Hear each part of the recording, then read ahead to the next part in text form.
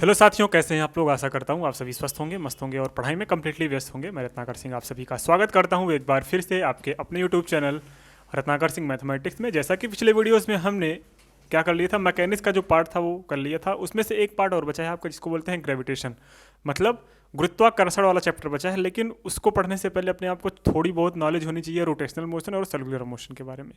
ज़्यादा तो नहीं होनी चाहिए, बस थोड़ा सा आइडिया होनी चाहिए, इसलिए हमने उसको एक सेपरेट पार्ट में रखा है। एक दिन उसमें 2 वीडियोज़ आएंगे गुरुत्वाकर्षण, लेकिन जो जो वीडियो सबसे पहले हमें डिस्कवर करना चाहिए वो हम धीरे धीरे कवर करते चले जा रहे हैं।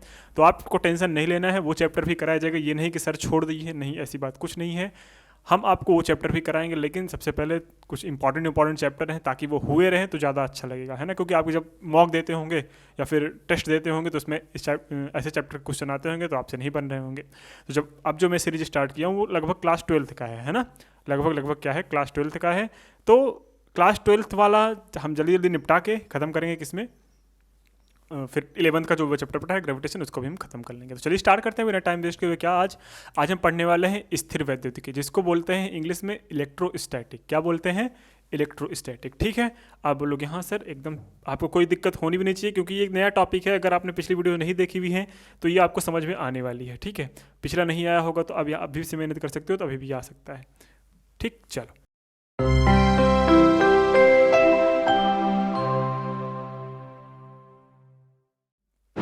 इसको बोलते हैं इलेक्ट्रोस्टैटिक। इलेक्ट्रोस्टैटिक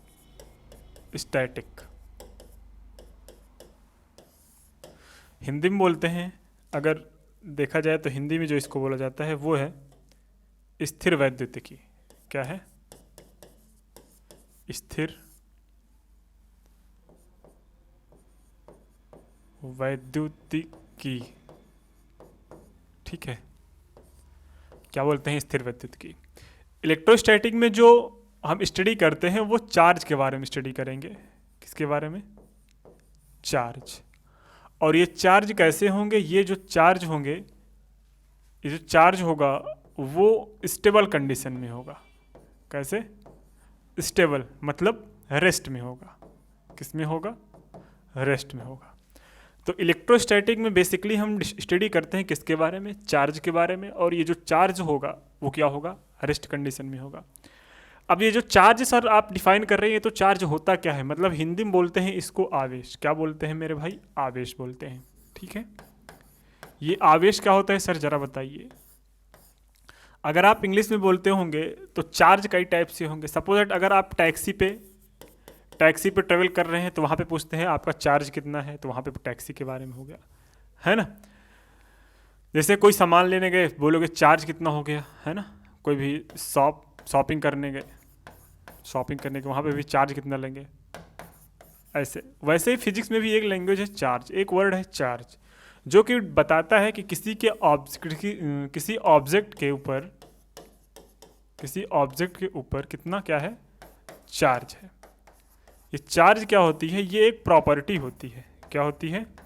प्रॉपर्टी होती है, मतलब गुण होता है। अगर हिंदी में हम बात करें, ये जो चार्ज है, जो चार्ज होता है, जो आवेश होता है, ठीक है, वो गुण होता है। क्या होता है? गुण होता है, जिसके वजह से यह किसी भी वस्तु को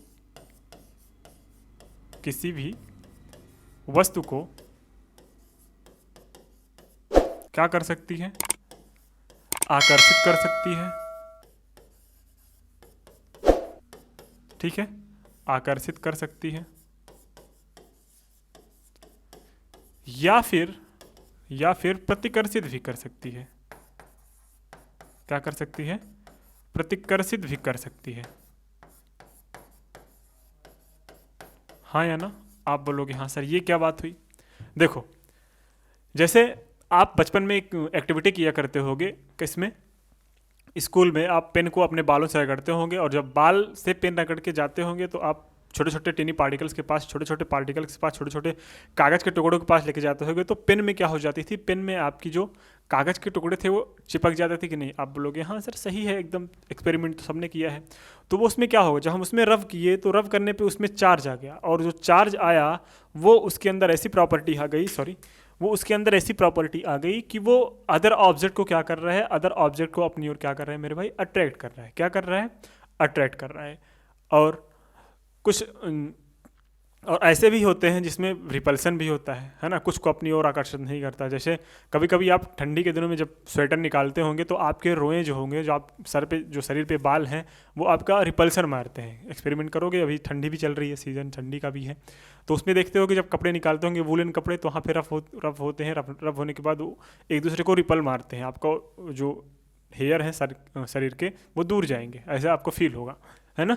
तो वो सब प्रॉपर्टी किसकी है सर, चार्ज की। वो किसी भी ऑब्जेक्ट, तो हम सीधी सीधी अगर बात करें कि जो चार्ज होता है वो किसी वस्तु का ऐसा गुण होता है जो जिसके वजह से वो किसी दूसरे वस्तु को आकर्षित भी कर सकता है और क्या कर सकता है, प्रतिकर्षित भी कर सकता है। ठीक है, आप बोलोगे इतना क्लियर है सर। अच्छा, ये जो चार्ज का कॉन्सेप्ट आया, ये जो चार्ज का कॉन्सेप्ट आया, इसको दिया था किसने, कूलाम ने। किसने दिया था, कूलाम ने। ठीक है, इसको किसने दिया था, कूलाम ने, कूलाम ने। ठीक है, इसलिए पहले ज़माने में ये प्रथा थी कि जिसने जो इनोवेट किया उसी से उसकी यूनिट हो जाती थी। तो जो चार्ज का मात्रक हुआ, जो चार्ज का क्या हुआ, मात्रक हुआ। ठीक है, ये जो चार्ज का मात्रक है वो क्या है, उसी को हम बोलते हैं कूलाम। क्या है, कूलाम। ठीक है, कोई दिक्कत नहीं। इसको इंडिकेट करते हैं हम क्यू से, स्मॉल क्यू और कैपिटल क्यू कुछ भी कर सकते हो, ये हो गया कूलाम। ठीक है, और इसकी सबसे बड़ी यूनिट होती है स्टेट कूलाम। क्या होती है, स्टेट कूलाम। बात समझ में आया, स्टेट कूलाम भी इसकी यूनिट है। कोई दिक्कत, आप बोलोगे नहीं सर कोई दिक्कत नहीं है। अच्छा, तो अब जो चार्ज होते हैं सर क्या एक ही टाइप का होता है, नहीं मेरे भाई। चार्ज जो होते हैं, आपका जब चार्ज क्लासिफाइड किया गया वो दो टाइप्स का किया गया। जो चार्ज होते हैं, ध्यान से सुन लो, जो चार्ज होते हैं वो आपके टू टाइप्स के होते हैं। कितने टाइप्स के, टू टाइप्स के होते हैं। ये जो दोनों टाइप्स हैं, सबसे पहला आता है, जो सबसे पहला आया उसको बोला गया पॉजिटिव चार्ज। कौन सा चार्ज, पॉजिटिव चार्ज। और जो दूसरा वाला आया उसको बोला गया negative charge.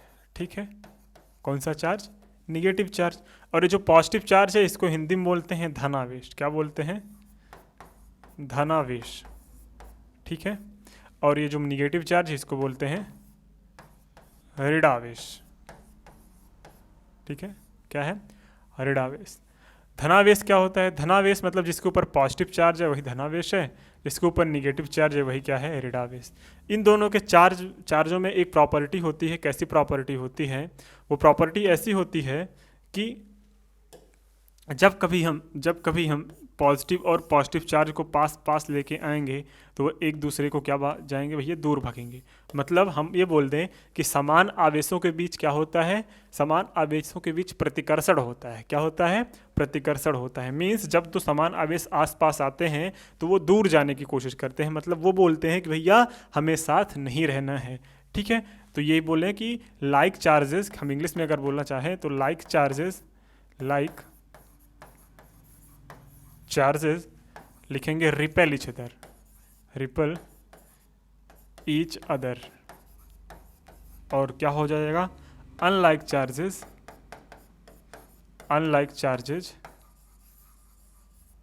Attract each other. ठीक है, अट्रैक्ट ईच अदर। कोई दिक्कत, आप बोलोगे नहीं सर ये अनलाइक चार्जेस क्या हो गया। देखो, अगर हिंदी में लिखा जाए इसको तो इसको हम लिखेंगे कि समान प्रकार के आवेशों के बीच, क्या, समान प्रकार के आवेशों के बीच क्या होता है, आवेशों के बीच प्रतिकर्षण होता है, प्रतिकर्षण होता है। ठीक है, बात समझ में आ रही है कि नहीं आ रही, आप बोलोगे हाँ सर। और अगर हम विपरीत प्रकार के आवेशों के बीच ले, कैसे, विपरीत प्रकार के आवेशों के बीच क्या होता है मेरे भाई, विपरीत प्रकार के आवेशों के बीच होता है आपका आकर्षण। कैसे सर ये बताइए। देखिए, ये जो पॉजिटिव चार्ज है, अगर हम इसके साथ पॉजिटिव के साथ एक क्या ले लें, एक ले लें आपका निगेटिव चार्ज। कौन सा चार्ज, निगेटिव चार्ज ले लें। ठीक है, एक नेगेटिव चार्ज ले लें तो ये दूसरे को अट्रैक्ट करेंगे। क्या करेंगे? अट्रैक्ट। इसलिए बोला जाता है कि समान प्रकार के आवेशों के बीच प्रतिकर्षण, लेकिन विपरीत प्रकार के आवेशों के बीच क्या हो जाता है? आकर्षण होता है। क्या होता है? आकर्षण होता है। बात समझ में आ रही है? सच सच बताना।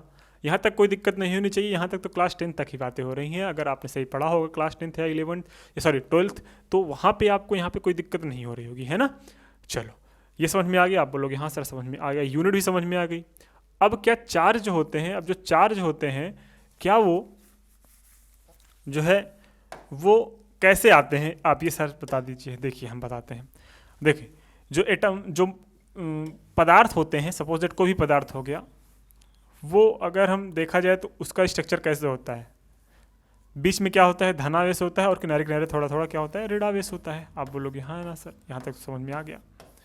और कोई भी अगर न्यूट्रल है, मतलब कोई चीज़ उदासीन है। उदासीन मतलब क्या है सर, ये बताइए। उदासीन मतलब जिसके ऊपर कोई चार्ज ना हो, जिसके ऊपर कोई चार्ज ना हो, ठीक है, जिसके ऊपर कोई चार्ज ना हो उसको क्या बोलेंगे? उदासीन। अब सपोज दैट यहाँ पे 1 2 3 4 5 6 ठो निगेटिव चार्ज हैं और 6 ठो पॉजिटिव चार्ज। मतलब पॉजिटिव चार्ज नेगेटिव चार्ज एक दूसरे को न्यूट्रल कर देते हैं। क्या करते हैं? न्यूट्रल। मतलब अगर पॉजिटिव और नेगेटिव चार्ज आपस में, ये जो ई लिखे हैं ना, ये नेगेटिव चार्ज है। क्या है? एक बार सही लिख दे रहे हैं। 1 2 3 4 5 6, ठीक है। ये जो माइनर रेड कलर का दिख रहा है, क्या है आपका? इलेक्ट्रॉन्स। इलेक्ट्रॉन्स मतलब आगे हम बात करेंगे इलेक्ट्रॉन्स क्या होते हैं, लेकिन ये जो इलेक्ट्रॉन्स होते हैं इनके पास नेगेटिव चार्ज होता है, और बीच में जो है इसको बोलते हैं प्रोटॉन, और प्रोटॉन के बीच होता है पॉजिटिव चार्ज। और जितने नंबर ऑफ इलेक्ट्रॉन्स है उतने नंबर ऑफ प्रोटॉन है, तो हम बोला जाएगा कि नेगेटिव जितने उतने पॉजिटिव एक दूसरे को कैंसिल करके क्या कर दिए? उदासीन कर दिए, ठीक है। अब अगर इसमें से एक इलेक्ट्रॉन निकाल दिए कैसे भी करके, एक इलेक्ट्रॉन कुछ भी ऑपरेशन करके हम इसमें से एक इलेक्ट्रॉन निकाल दी। अब जो एक इलेक्ट्रॉन निकाले तो इसमें ज़्यादा क्या हो गया ये बताओ। आप सर काउंट करो, 1 2 3 4 5, ये तो 5 हुआ। 1 2 3 4 5 6, लेकिन पॉजिटिव का नंबर क्या है?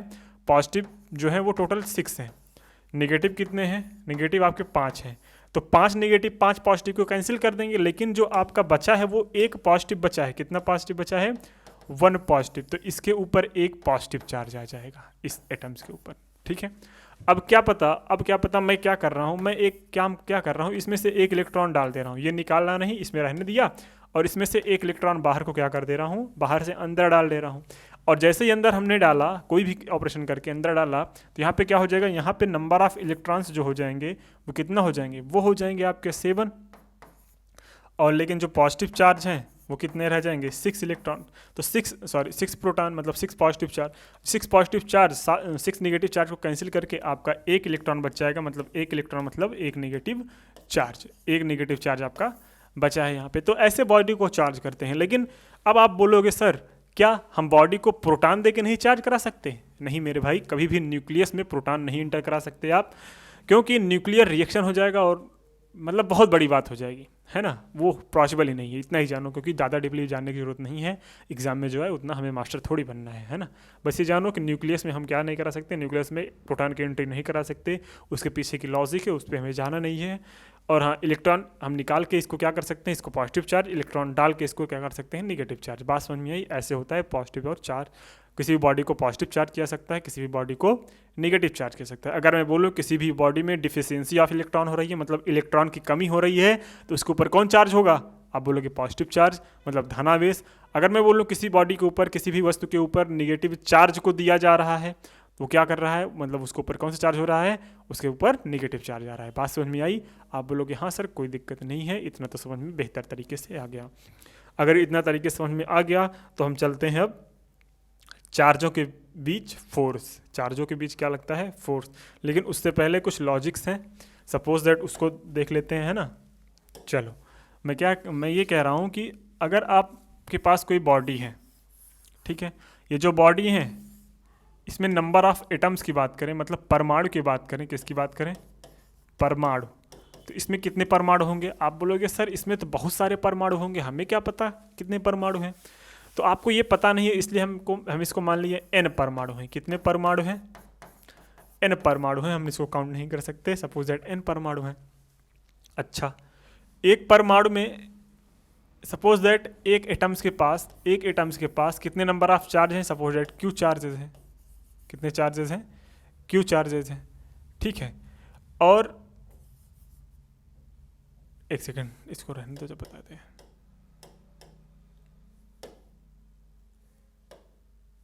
देखो, तो जो एटम्स बने होते हैं वो बहुत सारे इलेक्ट्रॉन्स मिलकर बने होते हैं, परमाणु जो होते हैं बहुत सारे इलेक्ट्रॉन्स प्रोटॉनों से मिलकर बने होते हैं। तो हमें इलेक्ट्रॉन से मतलब है, प्रोटॉन से मतलब नहीं है, क्योंकि वही रिस्पॉन्सिबल होते हैं, वही उत्तरदायी होते हैं किसके लिए, चार्ज के लिए, क्योंकि इलेक्ट्रॉन को ही बढ़ाते हैं, इलेक्ट्रॉन घटाते हैं। तो हम क्या कह सकते हैं, नंबर ऑफ परमाणु बहुत सारे होते हैं, तो उस एक एक परमाणु बहुत सारे इलेक्ट्रॉन्स होते हैं। तो अगर एक यह सारे कितने इलेक्ट्रॉन्स होंगे, एन इलेक्ट्रॉन्स होंगे। तो ये बताओ इसमें कितने इलेक्ट्रॉन्स हैं, एन इलेक्ट्रॉन है, ठीक है। तो यही तो जो टोटल नंबर ऑफ इलेक्ट्रॉन्स होता है वही किसी भी ऑब्जेक्ट के ऊपर क्या होता है, टोटल चार्ज होता है। क्या होता है, चार्ज। अगर इसके ऊपर एक इलेक्ट्रॉन होता तो इसके ऊपर टोटल चार्ज कितना होता है, एक इलेक्ट्रॉन के बराबर।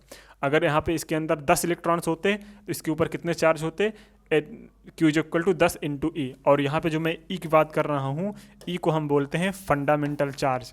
क्या, फंडामेंटल चार्ज। ये जो फंडामेंटल चार्ज है इसको बोलते हैं मूल आवेश। क्या, मूल आवेश। मतलब इससे छोटा आवेश नहीं खोजा गया है, खोजा तो गया है लेकिन अब उसको वैलिड नहीं, मतलब वो फ्रैक्शन में चला जाता है, बात ये है।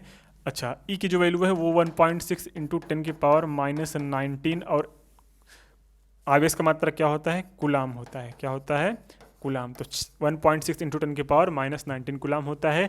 अब अगर मैं बात करूं इसमें नंबर ऑफ इलेक्ट्रॉन्स जो हैं वो 10 हैं, तो आप बोलोगे सर जो टोटल चार्जेस होंगे वो होगा 10 इंटू ई, और ई की वैल्यू कितना होती है, ई की वैल्यू होती है 1.6 इंटू 10 की पावर -19 कूलाम। ये हुआ इस बॉडी के ऊपर टोटल चार्ज। अभी 10 इलेक्ट्रॉन तो रहेंगे नहीं, है ना। तो कभी कभी क्या करता है, आपको क्यू की वैल्यू दे देगा, एन की वैल्यू पूछ लेगा, बोलेगा किसी ऑब्जेक्ट के ऊपर 10 कूलाम का चार्ज है, इसमें नंबर ऑफ इलेक्ट्रॉन्स बताओ। तो उसको भी कैलकुलेट कर सकते हो किस फार्मूले से, Q is equal to N E. Sir कैसे, N इज इक्वल टू क्या हो जाएगा, N is equal to Q upon E हो जाएगा, Q अपॉन ई हो जाएगा। बात समझ में आ रही है कि नहीं आ रही है, अरे सच सच बताओ ना मेरे भाई, आ रही है कि नहीं आ रही है। एकदम अच्छे से आ रही है, क्योंकि इसमें कुछ हमने क्वांटम फिजिक्स थोड़ी पढ़ाया है, नॉर्मल चीज़ें पढ़ाई हैं जो आपके डेली लाइफ में यूज होती हैं, है ना। मतलब 10th से स्टार्ट हो जाती हैं ये सब चीज़ें, है ना। चलो यहाँ तक आपको समझ में आ गया होगा। और एक बात बताऊं मैं, जो n होगा इसमें जो नंबर ऑफ इलेक्ट्रॉन्स होंगे, क्या, जो नंबर ऑफ इलेक्ट्रॉन्स होंगे मतलब जो इलेक्ट्रॉनों की संख्या होगी, क्या, जो इलेक्ट्रॉनों की संख्या होगी वो हमेशा क्या होगी, होल नंबर। सर जी होल नंबर क्या है, अरे भाई जब होल नंबर नहीं पता ना तो क्यों तैयारी कर रहे हो पुलिस कांस्टेबल की, उसमें तो मैथ्स आता है। मतलब जिसको बोलते हैं पूर्ण संख्या। पूर्ण संख्या क्या होता है सर जी, जो पूर्ण संख्या होता है वो 0 1 2 3 4 5 6 ऐसे से चला जाता है। तो ये होता है आपका क्या, होल नंबर। ये सब क्या है आपके, होल नंबर। तो ये बताते हैं इसमें जो नंबर ऑफ चार्ज होता है वो हमेशा होल नंबर में हो सकता है, ठीक है। और क्या हो सकता है सर जी, इंटीजर में हो सकता है। क्या हो सकता है, इंटीजर में हो सकता है। माइनस मतलब ये भी हो सकता है कि -1 -2 -3 -4 -5 भी हो सकता है। लेकिन कभी भी क्या नहीं हो सकता, कभी भी आपका ये फ्रैक्शन में नहीं हो सकता। किस में नहीं हो सकता, फ्रैक्शन में नहीं हो सकता। कभी भी ये नहीं सुनोगे कि किसी भी ऑब्जेक्ट में 4.5 इलेक्ट्रॉन है, किसी भी ऑब्जेक्ट में 10.11 इलेक्ट्रॉन है, किसी भी ऑब्जेक्ट में क्या है, किसी भी ऑब्जेक्ट में आपका 2.33 इलेक्ट्रॉन है, किसी ऑब्जेक्ट में आपका 1.1137 इलेक्ट्रॉन्स हैं।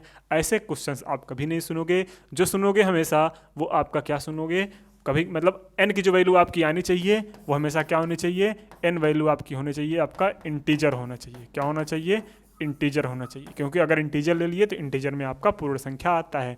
मतलब अगर पूर्णांक ले लिए तो उसमें पूर्ण संख्या खुद ब खुद आ जाएगा, ठीक है। आप बोलोगे हाँ सर कोई दिक्कत नहीं है, यहाँ तक समझ में आ गया। ये तो था अपना बेसिक।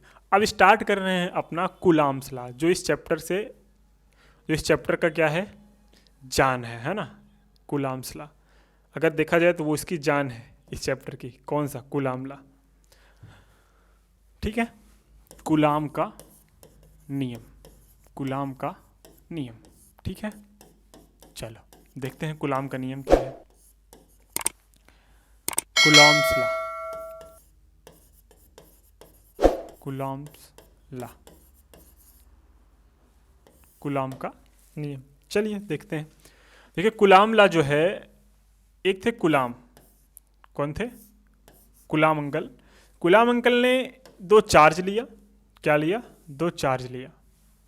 बोले कि भैया हमारे पास एक चार्ज क्या है, एक चार्ज हमारे पास पॉजिटिव वाला या फिर एक चार्ज निगेटिव वाला।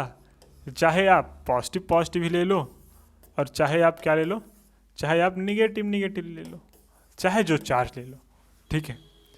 तो मैं क्या कर रहा हूँ, मैं दोनों सेम टाइप के ले रहा हूँ, ठीक है। दोनों क्या ले रहा हूँ?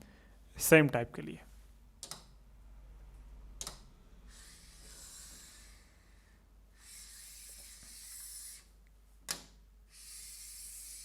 देखो मैं ले रहा हूँ आपका एक पॉजिटिव चार्ज और दूसरा पॉजिटिव चार्ज, ठीक है। ये कूलाम अंकल बोले हम तो दो टाइप के सेम टाइप के चार्ज ले लिए। अब इन्होंने बोले कि अगर हम इसको आर डिस्टेंस पे रखते हैं, क्या रखते हैं? आर डिस्टेंस पे, तो आप हमें ये बताओ कि इसको ऊपर कौन सा फोर्स लगेगा। ये अगर कोई चार्ज ए ले लिए, ये कोई चार्ज क्या ले लिए? बी। दोनों क्या है? प्लस क्यू है, दोनों प्लस क्यू चार्ज है। ये भी प्लस क्यू है, ये भी प्लस क्यू है, या फिर Q1 ले लो, ये Q2 ले लो। तो आप हमें ये बताओ ए बी के ऊपर फोर्स लगाएगा और कौन सा फोर्स लगाएगा? सर जी रिपल्सन, मतलब इन दोनों से दोनों आपस में क्या जाएंगे? दूर जाएंगे। ये इधर भागेगा, ये इधर भागेगा, मतलब फोर्स जो लगा किसके ऊपर? फोर्स जो लगाया बी ने ए के ऊपर लगाया और ए ने किसके ऊपर लगाया? ए ने बी के ऊपर लगाया। इधर बी ने ए के ऊपर लगाया और इधर ए ने बी के ऊपर लगाया, ठीक है। दोनों अपोजिट में है। चलो क्यों अपोजिट में? क्योंकि दोनों सेम टाइप के चार्ज हैं, इसलिए रिपल करेंगे। बात समझ में आई? अब कूलाम अंकल इसी चीज़ को देख के बोल रहे हैं कि भैया जो इन दोनों में फोर्स लगेगा, जो इन दोनों में फोर्स लगेगा एफ, नेट फोर्स जो लगेगा वो एफ जो होगा वो डायरेक्टली प्रोपोर्शनल, मतलब बढ़ेगा। कब बढ़ेगा?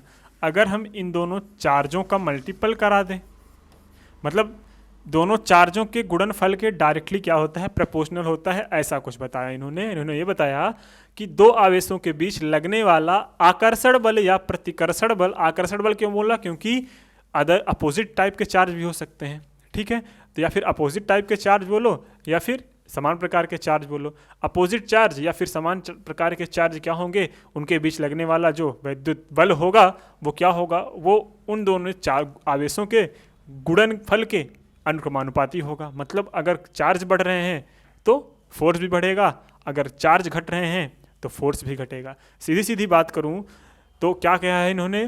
किसी भी दो आवेशों के बीच लगने वाला आकर्षण व प्रतिकर्षण बल उन दोनों आवेशों के गुणनफल के अनुक्रमानुपाती होता है। दूसरा क्या बोला? दूसरा इन्होंने ये बोला और ये बताया कि भैया जो इसके बीच की दूरी है वो क्या है? उसके व्युत्क्रमानुपाती होता है, उसके व्युत्क्रमानुपाती होता है। क्या व्युत्क्रमानुपाती? उसके बीच की दूरी के स्क्वायर के व्युत्क्रमानुपाती होता है, ठीक है। क्या बोला इन्होंने? कि दोनों आवेशों के बीच की दूरी के वर्ग के व्युत्क्रमानुपाती होता है। मतलब F directly F universally proportional to 1/r²। अगर हम इन दोनों को मिला के लिखने चाहें तो क्या आएगा? आपका जो फोर्स आएगा वो आएगा बाबू Q1 Q2 अपॉन में r², ठीक है। अब ये जो हटा यहाँ पे कांस्टेंट आया जिसको बोलेंगे K, और K Q1 Q2 अपॉन क्या हो गया? r²। ये हुआ आपका कूलाम अंकल का नियम। और जब कूलाम अंकल का नियम आ गया तो यहाँ पे इन्होंने एक क्या किया? एक K की वैल्यू दी, जहाँ पे K की वैल्यू इन्होंने बताई कि ये जो K की वैल्यू होगा वो वैल्यू होगा 1/4 pi epsilon not, 1/4 pi epsilon not. तो जब हम नेट इक्वेशन लिख देंगे इसका तो क्या आ जाएगा मेरे भाई? आ जाएगा 1/4 pi epsilon not Q1 Q2 upon में r², ठीक है। जहाँ पे एप्सिलॉन जो है इसको बोलते हैं वैद्युतशीलता। क्या है? वैद्युतशीलता, ठीक है। अब ये वैक्यूम की भी विद्युतशीलता हो सकती है, ये जो होता है वो निर्वात की भी विद्युतशीलता हो सकती है, ये माध्यम की विद्युतशीलता हो सकती है। कोई दिक्कत नहीं, अभी हम इसके बारे में डिस्कस करेंगे, आपको टेंशन लेने की ज़रूरत नहीं है, ठीक है। कोई दिक्कत नहीं। चलो अब एक बार फिर से मैं रिकॉल करवा दूं, ये जो आपका है, ये जो आपका बता रहा है, ये जो आपका एक्सप्रेशन दिख रहा है, ये किसने दिया था? गुलाम अंकल ने। अच्छा, ये फोर्स है, और फोर्स की यूनिट क्या होती है? फोर्स की यूनिट होती है न्यूटन। फोर्स की यूनिट क्या होती है? न्यूटन होती है। ठीक है, अच्छा न्यूटन होती है, लेकिन इसके अलावा भी कुछ हो सकता है। क्या हो सकता है सर? इलेक्ट्रिसिटी में तो इसका न्यूटन थोड़ी होगा। होगा होगा, उसकी दिक्कत नहीं है, लेकिन ये क्या हो जाएगा अगर हम इसकी बात करें एफ की? अगर हम एफ की बात करें वो क्या होगा? Q1 इंटू Q2 मतलब वो कुलाम का स्क्वायर, कुलाम का स्क्वायर अपॉन मीटर का स्क्वायर। ठीक है, तो यहाँ पे क्या हुआ? कुलाम का स्क्वायर अपॉन मीटर स्क्वायर, मतलब फोर्स की जो यूनिट आई वो क्या आई? कुलाम स्क्वायर पर मीटर स्क्वायर। ठीक है, अगर हम इसके बीमा की बात करें, अगर हम क्या करें, इसके बीमा की बात करें तो क्या होगा? अभी आगे हम बात करेंगे इसके बीमा की क्या बात होती है। चार्ज की बीमा अभी हम बताएंगे नहीं, क्योंकि जब हम वैद्युत धारा पढ़ाएंगे, क्या पढ़ाएंगे? वैद्युत धारा, तो वहाँ पे आपको हम चार्ज की यूनिट आराम से बताएंगे। क्योंकि अच्छा अभी बता दें क्या? चलो अभी बता देते हैं। फोर्स की यूनिट आपको पता है ना, mL/t-2 वही आएगा, mL/t-2।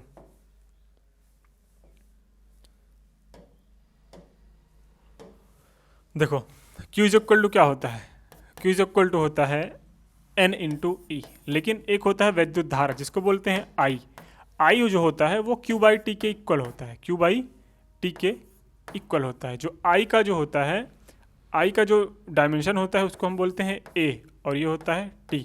लेकिन ये इसमें वैलिड नहीं करेगा, क्योंकि यहाँ पे ये तब आता है जब आपका जो आवेश हो वो मोशन करे। इसमें आपको नहीं जाना है, हटाओ इसको, हम हटा ही देते हैं, नहीं तो आप कंफ्यूज हो जाओगे, है ना। इस पर अभी आपको नहीं जाना है, क्योंकि अभी आप हो जाओगे एकदम कंफ्यूज, तो आपको लगेगी कि सर कैसे पढ़ा रहे हैं, मुझे कुछ समझ ही नहीं आ रहा है ना। इसको भी हटाते हैं, बस इतना जानो कि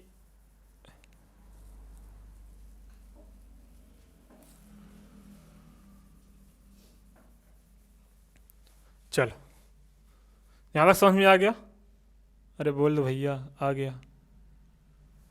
एक और इम्पॉर्टेंट चीज़, क्या है इम्पॉर्टेंट चीज़?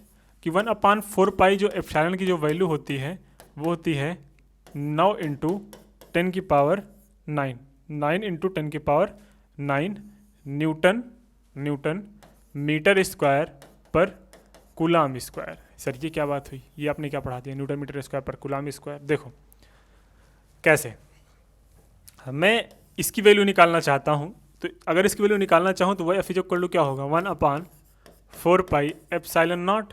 ठीक है, और ये क्या हुआ? Q1 into Q2 upon R square.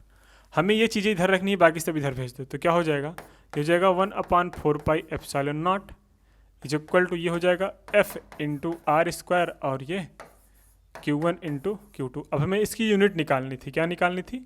Unit निकालनी थी। कैसे निकालेंगे यूनिट? ध्यान से देखना, जो यूनिट आने वाली है आपकी आने वाली है 1/4 pi epsilon is equal to, force की यूनिट आप बोलोगे सर जी न्यूटन, लेंथ की unit sir ji metre, newton sorry क्या होती है? मीटर स्क्वायर, है ना।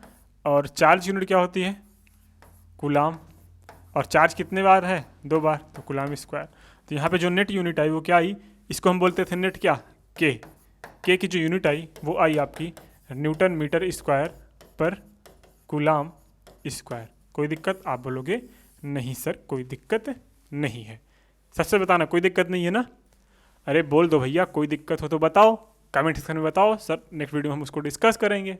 ठीक है, अब ये वीडियो छोड़ के लेकिन मत भागना, सच बता रहे हैं, नहीं तो सब कुछ खो दोगे अपना। अभी अगर पेशेंस रखोगे तो सब धीरे धीरे समझ में आएगा। जहाँ पे ना आए उसको कमेंट सेक्शन में बता दिए करिए, हम उसको नेक्स्ट वीडियो में आपको पहले वो डाउट बता देंगे, फिर हम क्या करेंगे, फिर हम आगे वीडियो रिकॉर्ड करेंगे। ठीक है, चलिए देखो अभी क्या हुआ। अब हम इसका थोड़ा और एक फॉर्म देखते हैं, जब चार्जों के बीच में क्या आ जाए, कोई प्लेट वगैरह आ जाए या फिर कोई माध्यम अलग आ जाए, तो उसके लिए क्या होगा, है ना। तो कूलाम्स लॉ क्या नोट करेगा? जैसे अभी तक हमने देखा था कि यहाँ पे एक पॉजिटिव चार्ज था, यहाँ पे एक पॉजिटिव चार्ज था। ठीक है, अब मैं क्या कर रहा हूँ, यहाँ पे कोई प्लेट आ जाए या फिर एयर आ जाए या फिर कोई निर्वात आ जाए, तो यहाँ पे क्या होगा? उसके लिए जो फार्मूला होता है वो अपना क्या हो जाएगा? 1/4 पाई एप्सिलॉन। यहाँ पे एक वैल्यू हम के डैश लेते हैं, क्या लेते हैं? के डैश। ठीक है, क्योंकि ये तो के है तो इसलिए हमने इसको के डैश रखा है।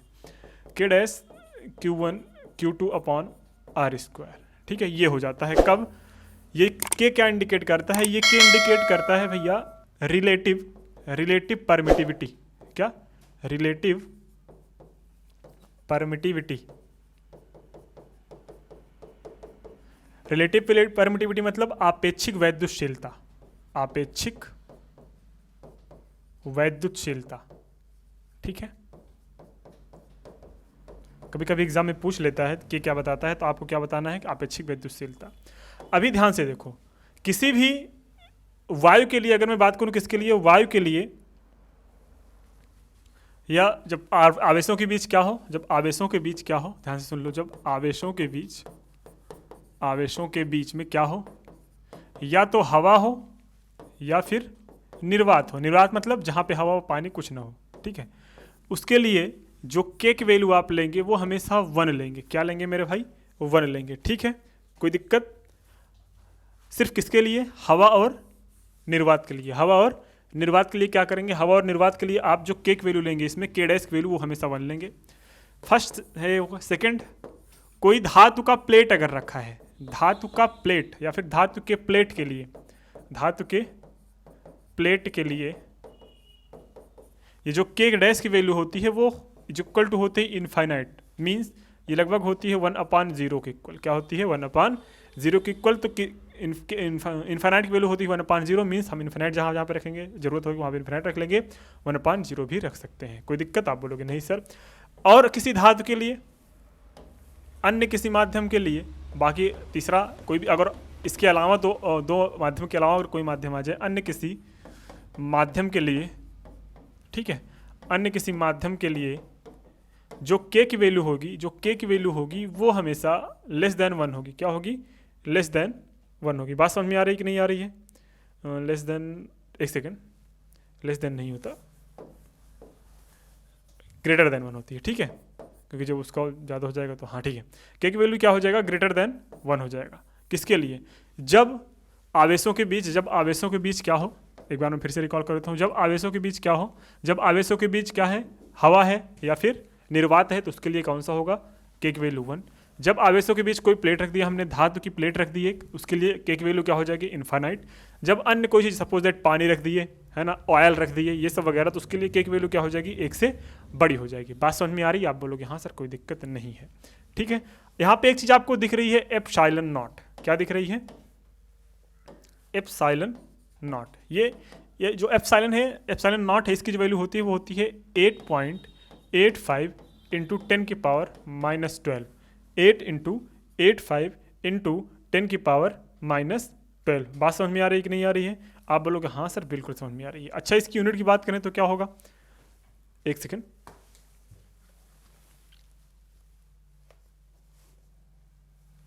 हाँ देखो,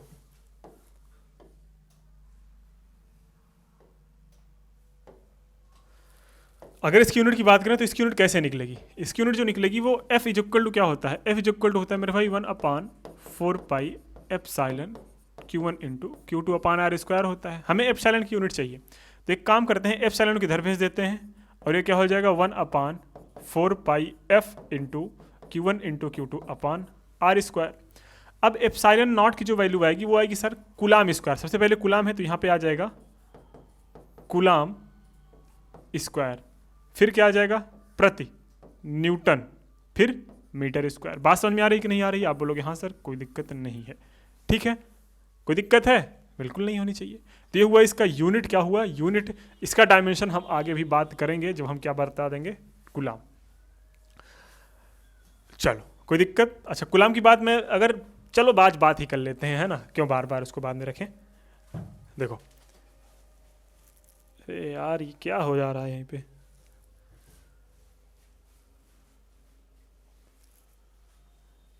दरअसल ना लाइट का वायर यहीं पे है सब बिखरा हुआ तो वही पैर में फंस जाता है, इसीलिए बार बार झुकना पड़ रहा है। ठीक है, चलो हाँ, क्या डायमेंशन की बात करने वाले थे हम ना, डायमेंशन मतलब वीमा। ठीक है, ये वीमा कैसे निकलेगी इसकी एप्सिलॉन की, देखो इसका यूनिट क्या है कूलाम। ये समझ लो जो कूलाम जो क्यू चार्ज का जो वो होता है वीमा होता है वो क्या होता है, I is equals to Q by two, Q is equals to I into T, मतलब ए इंटू टी होता है।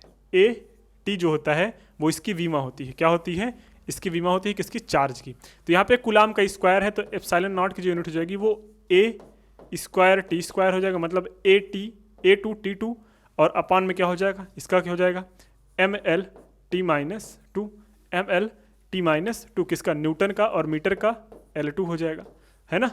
फोर्स का M L T minus two होता है और मीटर का क्या हो जाएगा, मीटर स्क्वायर का तो एल टू हो जाएगा। अब इसको जरा सॉल्व करते हैं तो क्या बीमा निकलेगी, ध्यान से देखना।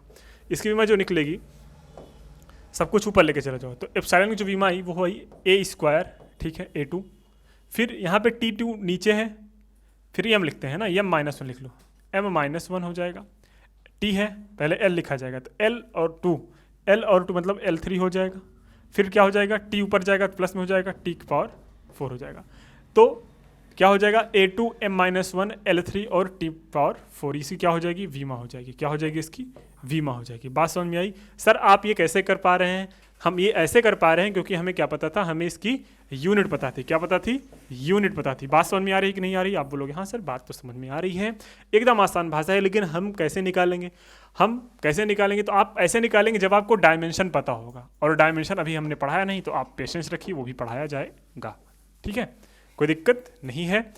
अब बात हो गई अपनी किसकी, परमिटिविटी की भी बात हो गई, के की भी बात हो गई, डायमेंशन की भी बात हो गई। अब जो चीजें बची हैं, अब आपके सामने बची हैं, डायपोल बचा है, क्या बचा है, डायपोल बचा है, ठीक है, इलेक्ट्रिक डायपोल, और सर्कुलर लूप भी बचा है, सर्कुलर लूप बचा है। इन सब के बारे में हम आगे बात करेंगे, मतलब गोली आवेश के कारण जो बल लगता है, बिंदु आवेश के कारण जो विद्युत बल लगेगा, किसी भी विद्युत क्षेत्र क्या होता है, इन सब के बारे में अभी एक वीडियो और आएगी, मतलब इसका पार्ट 2 आने वाला है, ठीक है, इसमें उसके बाद ये चैप्टर खत्म हो जाएगा, क्योंकि अब जो चैप्टर आने वाले हैं ना थोड़ी लेंदी चैप्टर है, लेंदी चैप्टर है, तो इसमें 2 वीडियोस बनानी पड़ेगी एक चैप्टर को लेकर, नहीं तो ज़्यादा लेंथ भी हो जाएगा, आपका मन भी नहीं लगेगा लास्ट तक और बोर हो जाओगे आप, है ना। तो ठीक है, मिलते हैं नेक्स्ट वीडियो में इसी के पार्ट 2 में, ठीक है। कोई दिक्कत है, अगर कोई दिक्कत है भैया कमेंट सेक्शन में जरूर मेंशन करा करिए, ठीक है। अगर दिक्कत होगी तो नेक्स्ट वीडियो में हम इसको क्लियर करेंगे। बाकी मिलते हैं नेक्स्ट वीडियो में, तब तक के लिए शुभ रात्रि, जय हिंद, बाय बाय।